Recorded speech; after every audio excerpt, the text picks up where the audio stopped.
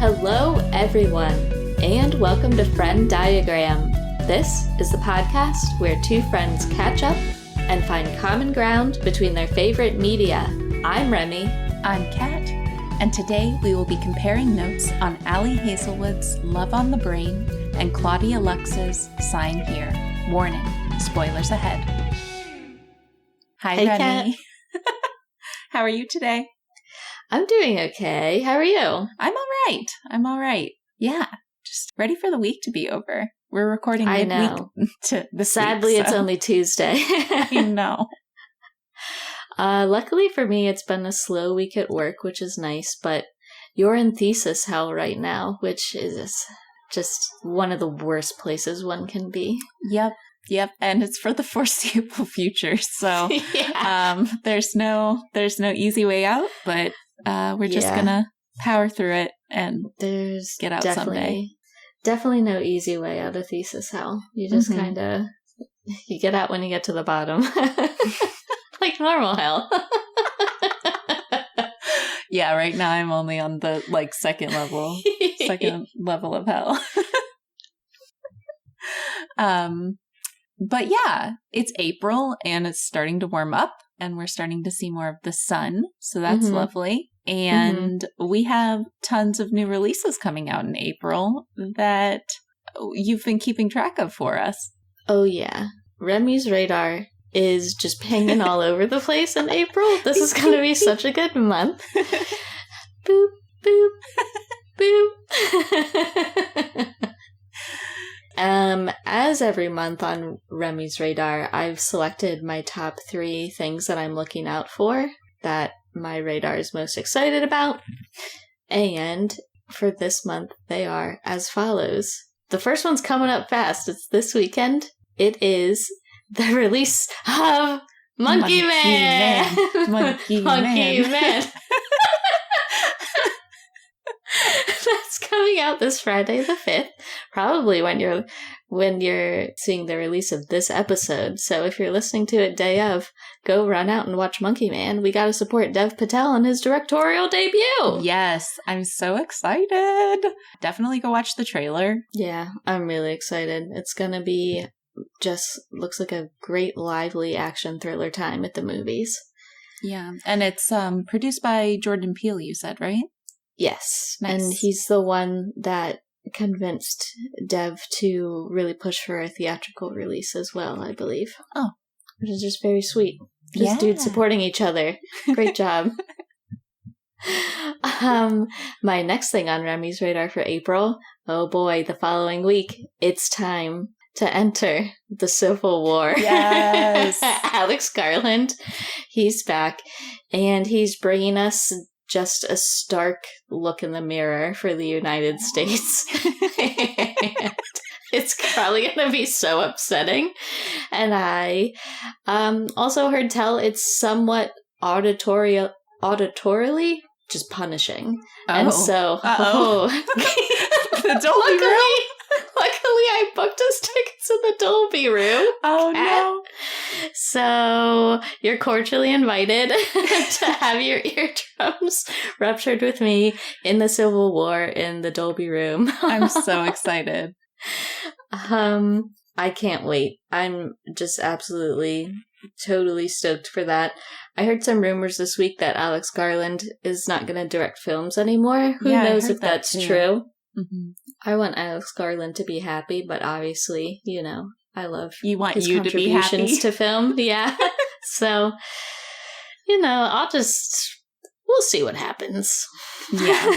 We'll see what happens. Yeah, I saw those headlines, but I didn't click on any of the articles or anything, so. Right. Not sure. Yeah, I mean, he has many ways of getting his ideas out there, not just as a director, but as like a screenwriter and an author, and hopefully he's still interested in telling stories, even if it's not as a director.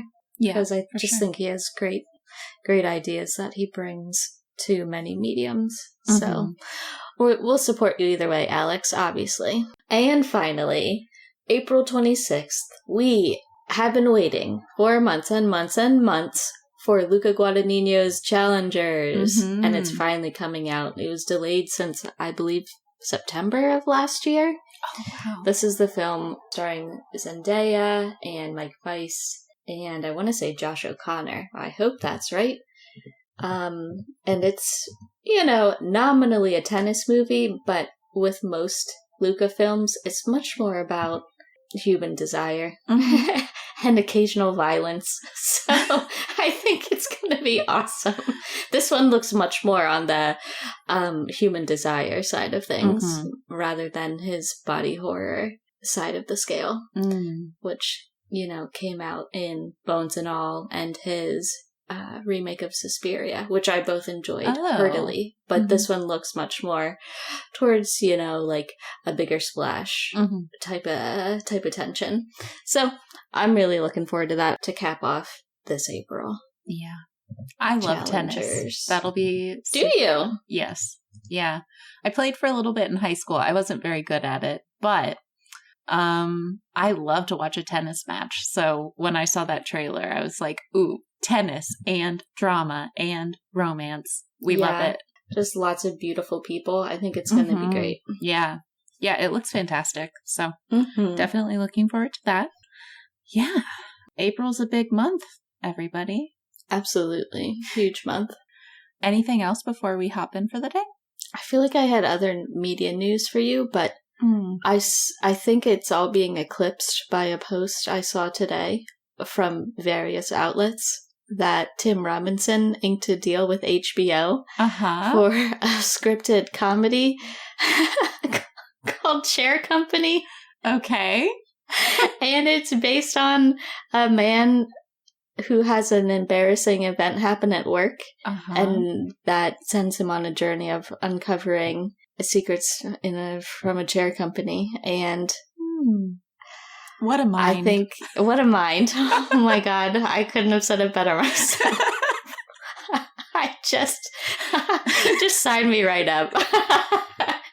I can't wait to watch that. Wow. I cannot wait to watch that. Have you told Will? Does Will know? I did. I immediately clipped a screenshot and texted it to Will right away. I'm sure he's like, whoa. So good. So exciting. I remembered the other thing I was dying to tell you. Do you remember when I told you about my love for the Blank Check podcast? The podcast that talks about directors' filmographies? And how every March they have March Madness where the fans get to vote on brackets of directors in order to elect the, upcoming director. Yeah. Can I please tell you who won March Madness this year? It's my one and only very, very favorite weatherman, David Lynch.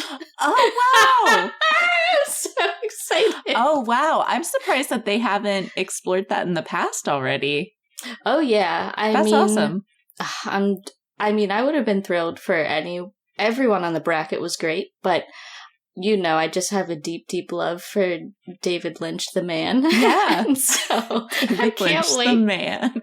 I can't wait to use this as an excuse to really fill out viewing his filmography. And I just really hope they talk about all of his extra stuff, like his weather reports and the Daily Number and all of the things that I've been loving for years now and that I miss dearly. Oh my gosh. That's awesome. I might have to listen to that one. Yeah. That'll be can't awesome. wait.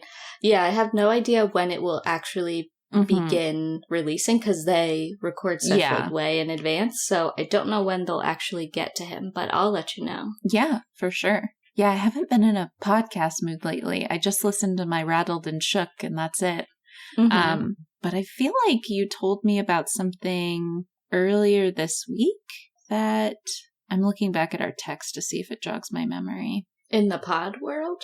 No, in the media world. In like the movie world, maybe. Oh. I feel like you sent me a trailer last week. It does sound like me. Kinds of Kindness trailer? Oh, yeah, the Kinds of Kindness teaser dropped. Ooh! Yeah, hell yeah, dope. That looked awesome. Yeah, a perfect amount of information, which is not much information at all, but a lot of people just looking really charged up. Yeah. And I'm just really excited. Yeah, Clemens virtually no information, but it looks amazing. Well, that's kind of what I want. I just want to see the vibe. I just want to see what we're dealing with. I don't want a lot to be given away. And so, yeah, I'm stoked for Kinds of Kindness. And it's coming so soon, June 21st, same day as the bike riders. It's going to be a great double feature weekend. Just me and the boys, and then me and the Yorgos crew.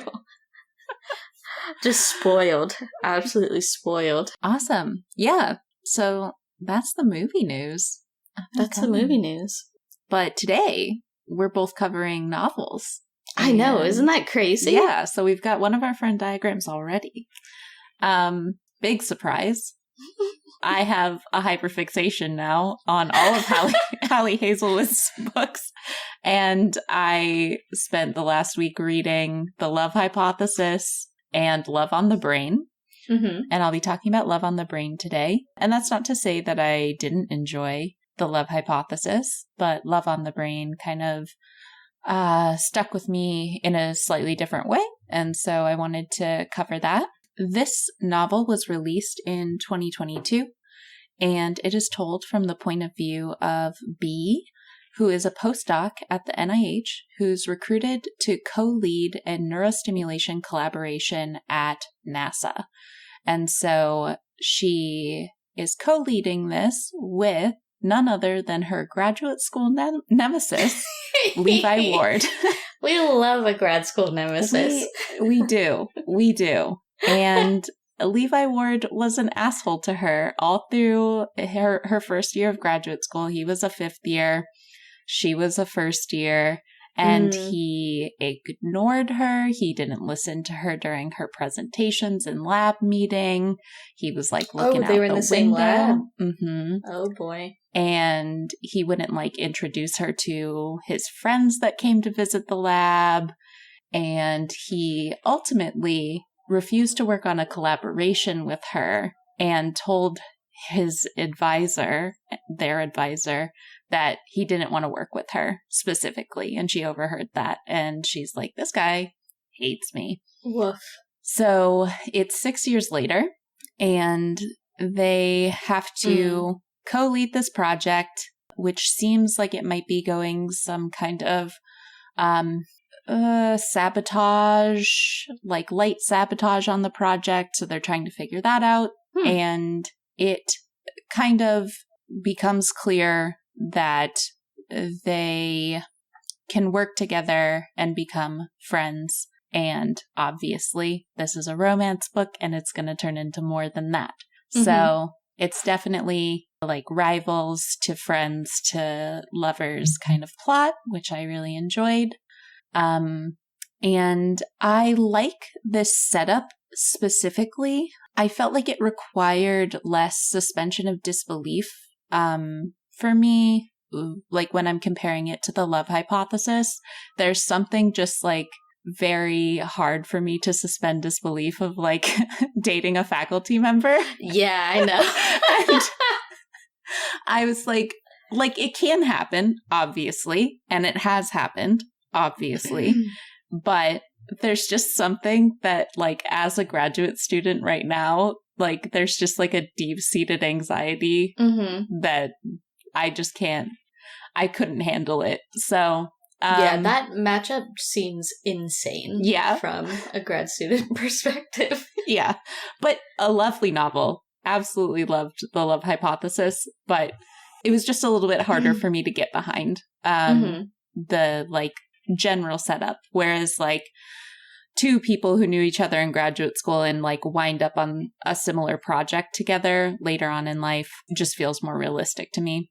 Definitely. And I really liked this book. I thought that it was very cute, and I felt like I just like was smiling while I was reading it. I thought it was funny. I know that there's kind of more mixed reviews on this novel, and I can absolutely see why that is.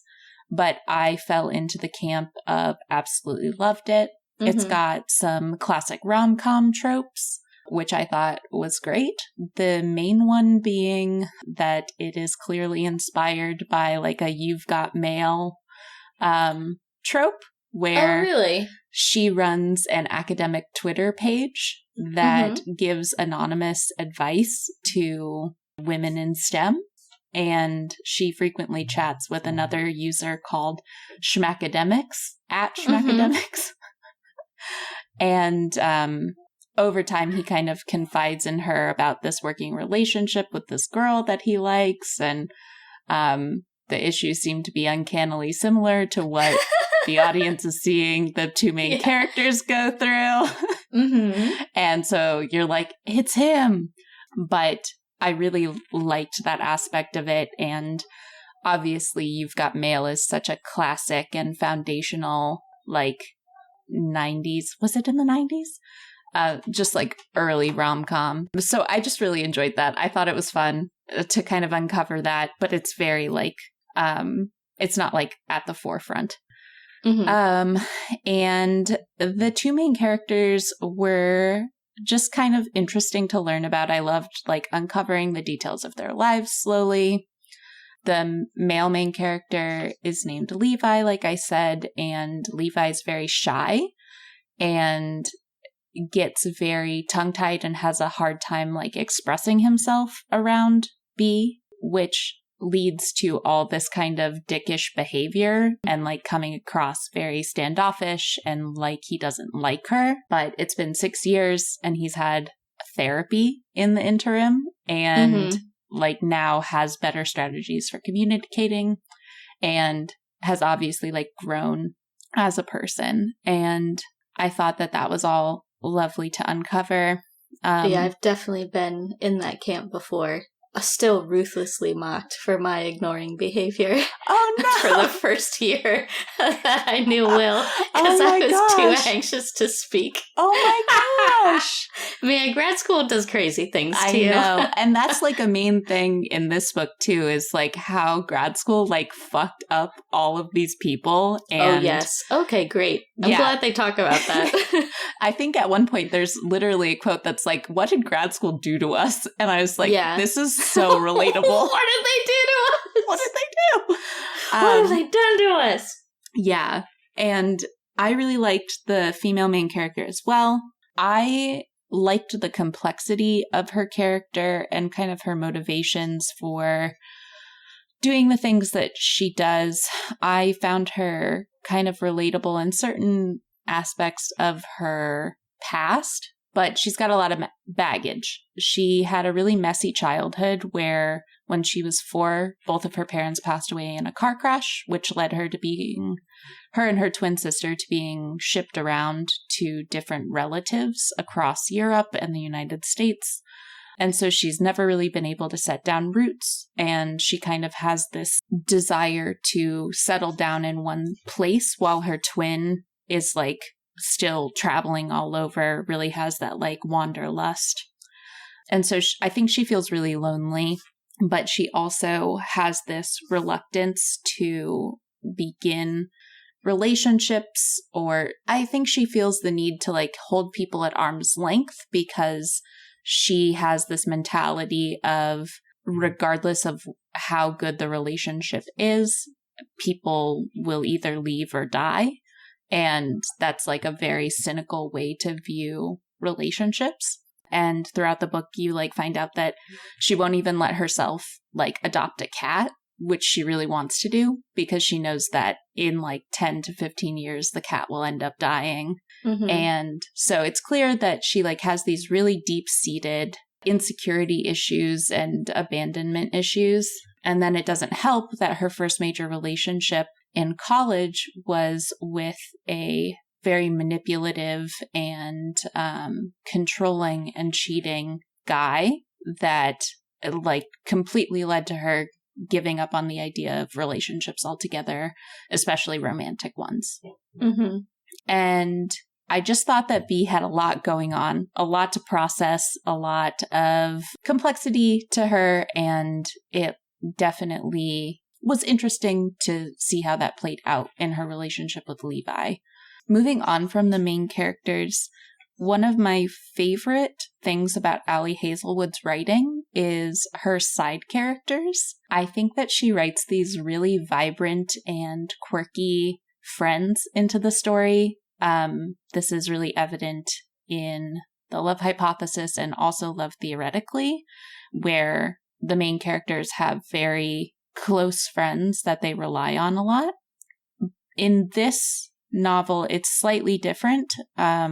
She has her sister, and then she has Rocio, her research assistant, who is extremely deadpan and brooding and like dresses all in black and is obsessed with ghost stories and like wants to go leave offerings for La Llorona.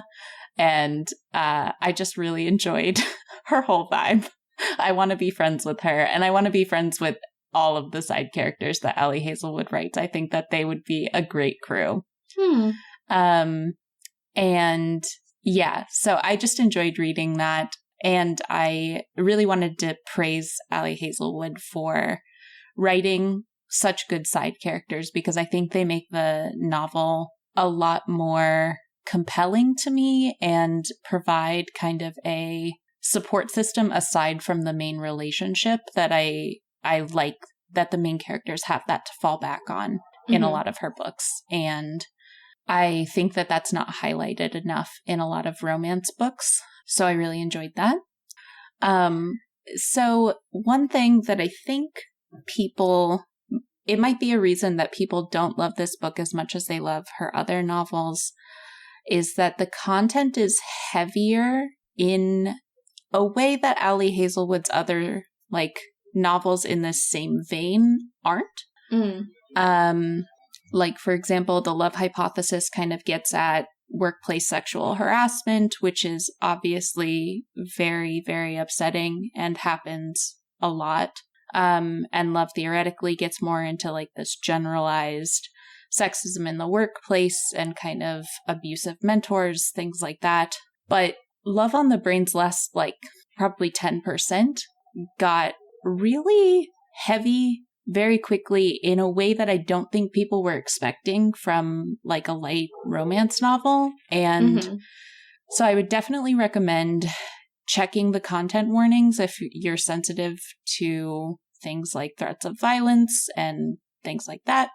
It definitely snuck up on me, and I found it unsettling enough that I had a hard time sleeping after reading it. But obviously, it's still a romance novel. You get the happy ending. It's all okay. But the stakes were really high for a minute. And it was just a little, I think that tonally it didn't match up with the rest of the novel. And I didn't mind it because I also love like a thriller type book. And it felt kind of like that kind of a plot twist. But I can totally see what people are saying when they say that like the tone wasn't really what they were seeking.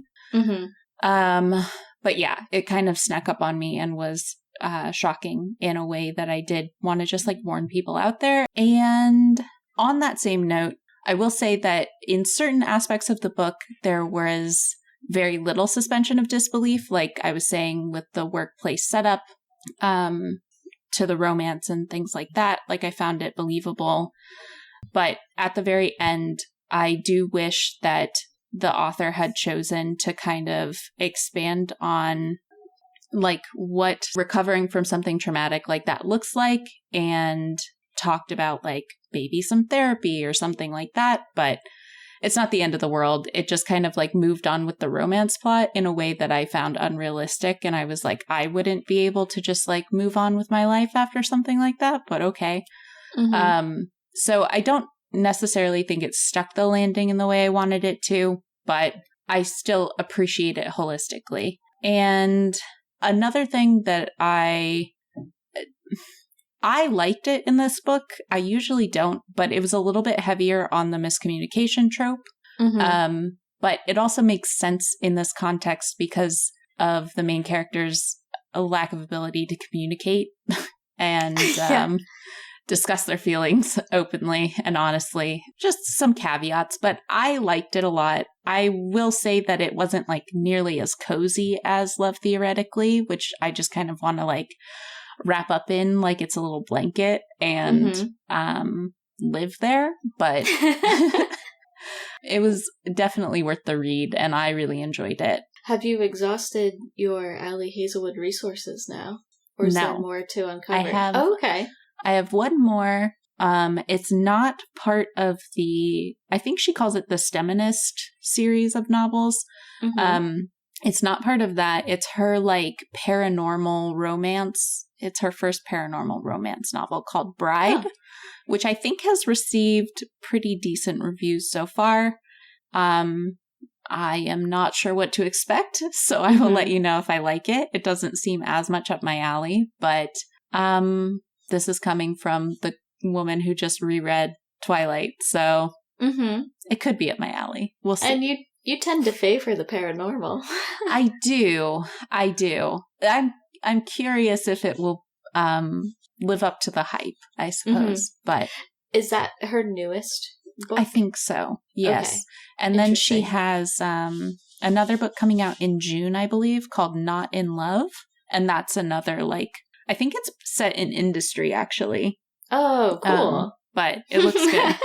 Finally, some industry representation. Yeah. That's so funny. Man, Allie Hazelwood is industrious. Mm-hmm. She's cranking out those books. I know. Yeah. Her and Emily Henry, they've just got out a book a year, and I'm living for it. Emily Henry's new book comes out in April as well. So if that's not on your radar. It's April right now. I know. This is Kat's radar. Go check out Emily Henry's new novel, Funny Story, because it's going to be awesome. That's exciting. Man, I'm so glad it's April. I started running again in the park. Ooh. When the temperature is good and when it's not raining. So it's only been a couple of times so far. And we're definitely not where we used to be, but it's, I'll get back into it, Yeah. It just takes time. I know. I love spring. Spring is my time to shine. I can't wait for the leaves to come back. They're starting to think about it in the park. Yeah. We have some cherry blossoms here in our park, which is really pretty. Yeah, there's certainly some blooms, but no full leaves yet. No, not yet. All right. Well, then I will transition to my pick of the week, which, as you already mentioned, Kat, is also a novel. It's been a long, long time since I covered a novel on the pod, but in the past week I read Sign Here, the debut novel from Claudia Lux, also a 2022 book from Berkeley, and I just freaking loved it. I loved it. I read it so fast I couldn't put it down, and from the very first page I thought to myself, this is the exact type of writing I'm looking for as a reader, and I was just completely locked in to the story immediately, and definitely was one of those books where I could definitely recommend it to people that are trying to get out of a reading slump, because I found it propulsive throughout, engaging throughout, and just captivating and very fun, and I really, really admire Claudia Lux's writing because it's approachable but funny and smart and exciting and not super bogged down in really complicated prose, which I tend to avoid when I'm trying to get out of a reading slump. And so I just absolutely immediately could tell it was the type of writing that I'm trying to read right now. And Sign Here is an awesome book. It's a multi-narrator story. It switches between different first-person perspective depending on the chapter you're in.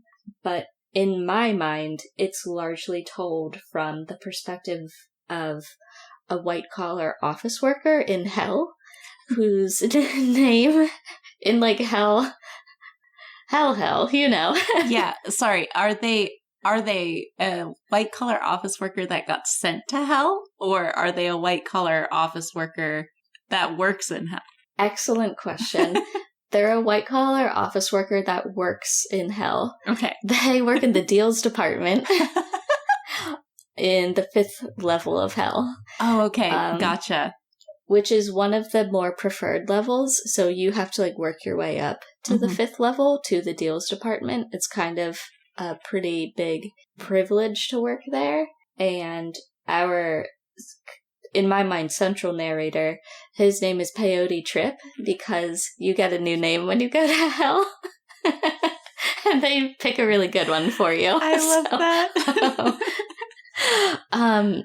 Pei does like all the narration from hell, and he's the first person you meet in the book as well. So you're introduced to what his life is like in hell, and particularly in the deals department, which is exactly what it sounds like. He and his colleagues basically observe people topside on Earth and wait for them to be extremely vulnerable, and then appear and convince them to make a deal to sign their souls into hell upon their death. And, you know, it's exactly what you would imagine in any corporate scheme where you have like performance quotas. It's kind of like that, but in like the more traditional corporate sense, where you have a supervisor and you gotta, you know, have you gotta work on your deals and all of that shit. But the the way the work is described, or I guess the way the office setting is described in the deals department, is genuinely so funny. It is definitely a pitch straight over the plate for someone like me with a clear distaste for bureaucracy and office work. It definitely pokes fun at that sort of corporate culture.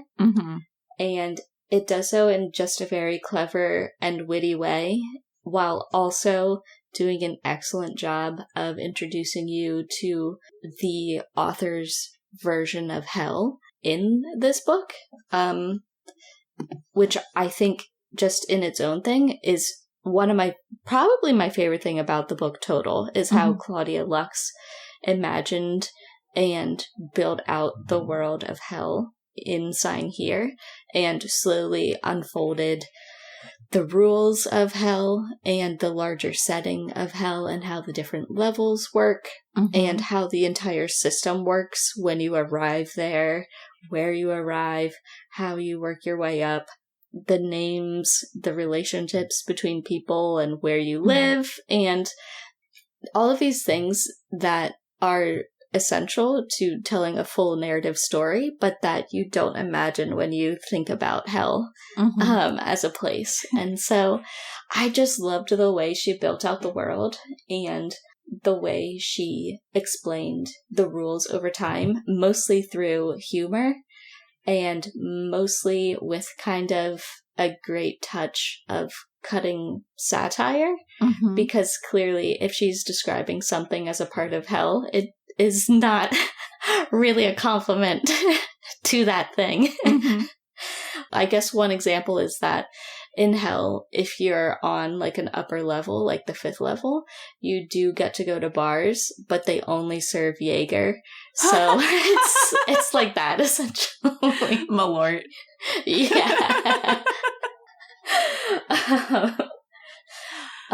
So yeah, her portrayal of hell is just extremely creative, very funny, and overall ingenious. And I could have just relied on that narrative alone and been completely satisfied. But there's a whole other narrative track in the novel which centers on a family called the Harrisons, who are these people that Peyote is observing, because they're kind of like a hot lead for him to make a really big deal, because they can like kind of watch their marks, and like that's how they set up their deals, and they know when to go and talk to the people on Earth. And so he's been following the Harrison family for a long time, and in the book, sometimes we switch to chapters where we get to watch the Earth narrative from the perspective of different members of the Harrison family.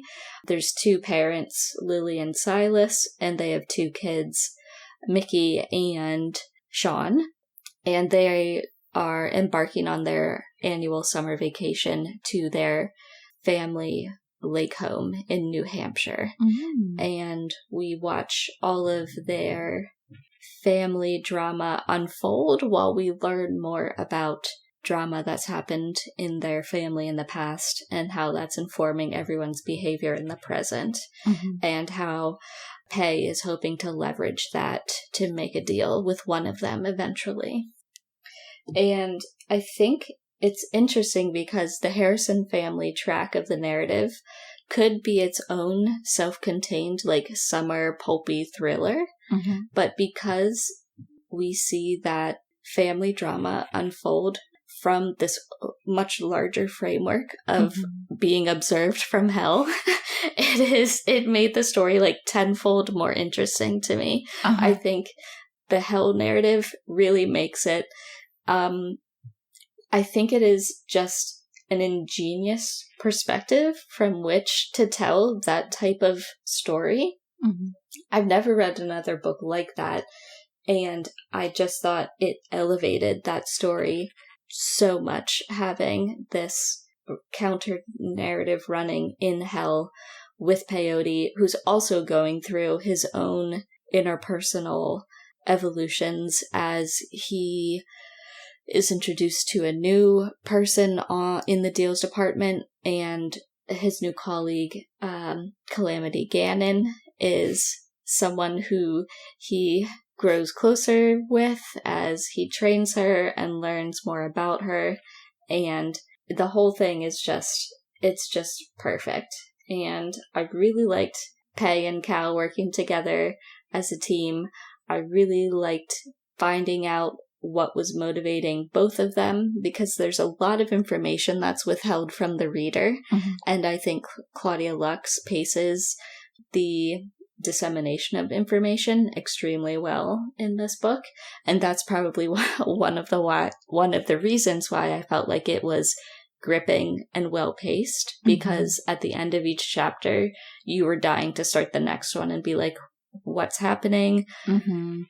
There was always a key piece of information that was about to be uncovered, it felt like, or there was some type of like tawdry detail that you were just about to learn, or something propulsive was happening that kept you on the hook at all times. And what else? I liked that even though I explained how I felt like I eventually got a really good grasp on the corner of hell that we're seeing from Peyote's perspective, it also is just the tip of the iceberg. Like, I could see a ton of more stories being set there. So I thought Claudia Lux also exercised a lot of restraint by not doing a huge exposition dump about everything in hell and all the different levels and all of that stuff that would come across as very boring. I like that we basically just scratched the surface and just felt the potential and the depth that was apparent in the structure of hell, but we only knew exactly what we needed to know in the moment. And I like that. I think it's really exciting when with each chapter you're seeing like a new corner of this world that's being built out, and it's obviously serving the purpose of the plot, but at the same time you never run out of like creative new things to be delighted by. And so I just absolutely loved it. I think I already mentioned this is her debut novel, so I'm dying to read whatever she writes next. I hope she writes another novel. I'll definitely be very interested in reading anything that she writes. And I don't know if this is still currently active, but at least originally, Phoebe Waller-Bridge and her production company acquired the rights to this story, and Claudia Lux was helping to adapt it for the screen. So if that's still going on, I think that would be a really awesome match, because obviously Phoebe Waller-Bridge is very funny and understands satire and understands biting humor that has an undercurrent of critique, and I think that is perfectly suited for the humor in Sign Here. And so I would be very excited to see any adaptation as well. Yeah, that sounds incredible. That's on my to be read shelf right now. Yeah. And so I see it when I look over there, but I still haven't gotten around to it. Yeah, I loved it. I have my copy that I got with you when we were in Maine, and we're going around to those bookstores in Farmington. So that was awesome. Yeah, I'm going to try to get Will to read it next, because I was like raving to him about it all week. And how good it was. So as soon as he finishes his current book, I think it'll be next on his list as well. Ooh, what's he reading now? He's reading a Hunter S. Thompson book. I think it's Fear and Loathing on the Campaign Trail, I want to say. But yeah.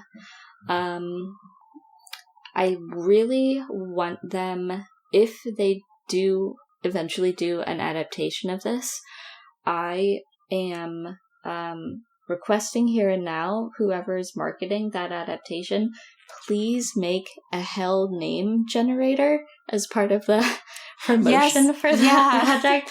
I want to know what my name in hell would be. I'm dying to know. Oh gosh. Yeah, that would be amazing. Who would you cast in the lead role of Hellboy? Who would I cast as Peyote? Yeah. See, that's a great question. And to answer it completely, I think I would be giving too many things away. So my brain casting for Pei was fluid throughout. So I think that could be any number of people. But I did have a very consistent brain casting for Calamity Ganon. Usually they shorten her name to Cal. I think Olivia Cook would be a really good Cal, because she has an attitude, she's very capable, but also can be quite charming when she needs to be. And I think Olivia Cook's work in the first season of Slow Horses is what made me think of her being a really good fit for Cal. I was trying to look up and try to remember what she's already been in. Yeah, and then I also had a really specific brain casting for Mickey, the daughter in the Harrison family. Let me find that actress's name. I imagined Bridget Lundy Payne as Mickey. She's going to be in I Saw the TV Glow, which is my top Remy's radar for May. I think she was exactly who I imagined when they were talking about Mickey. So, okay. Yeah, but, I'd be really excited for an adaptation. But yeah, like I was saying, I would love to see any follow-up from Claudia Lux. I think her imagination is awesome. Her writing is so snappy and clever, and her authorial voice is really strong. And I just, I hope she does a lot more books. I would love to read them all. Yeah, that sounds amazing. That sounds right up my alley. Yeah, I think you'd really like it. I think if you've ever worked in an office, you'd love this book. If you've ever been a part of corporate America, been a part of corporate hell, then I think you can appreciate this book. I'm ready for the Venn diagram if you are. I'm ready. What do these two things have in common? They're novels from 2022. I had that they were both really quick reads. I read Love on the Brain in one day and then reread it again today. Oh, damn. That is a very quick read. Yeah. The audiobook is good. As a side note, I love that they use a different audiobook narrator for all of the different novels. It's never really? It's not like a Julia Wayland situation where she does all of them. And all of these audiobook narrators are terrific. Highly talented audiobook readers. So very talented people. I was pleasantly surprised. So pretty cool. I had that they're both funny. I wrote that down, so you must have said it. Yes. Yeah. Definitely funny. Definitely mine is more of like a rom-com type funny and less of like satire. But I definitely had that on my list.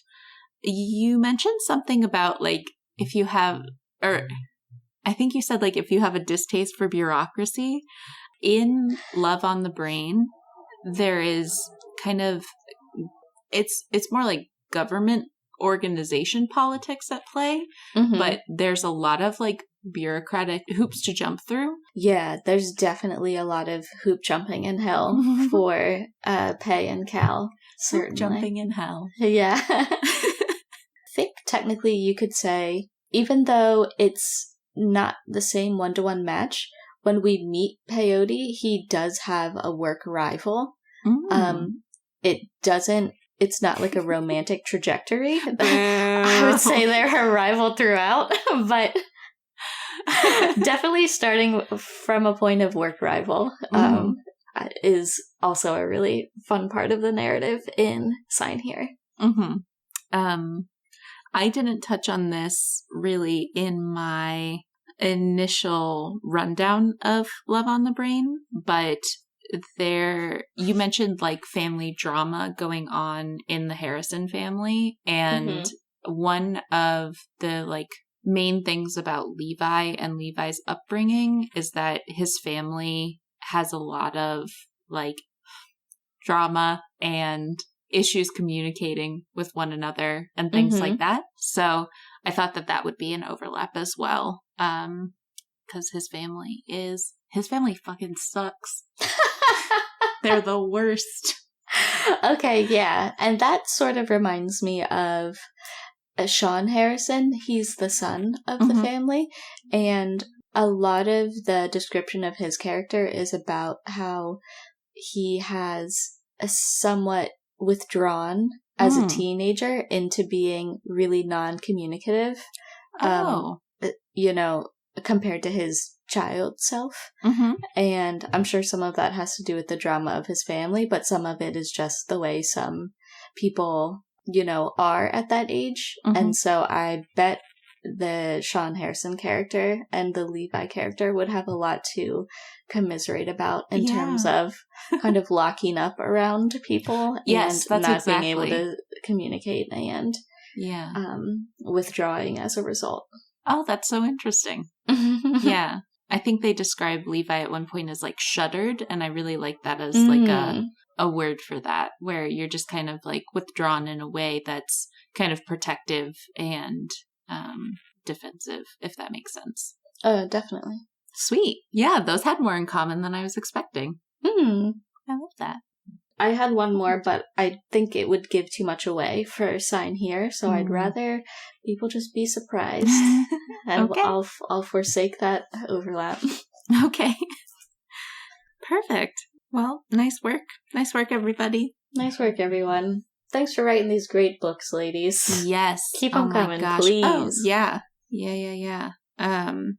And go check out Monkey Man this weekend. Oh, yeah. Monkey Man. And then the following weekend, Civil War. Get ready.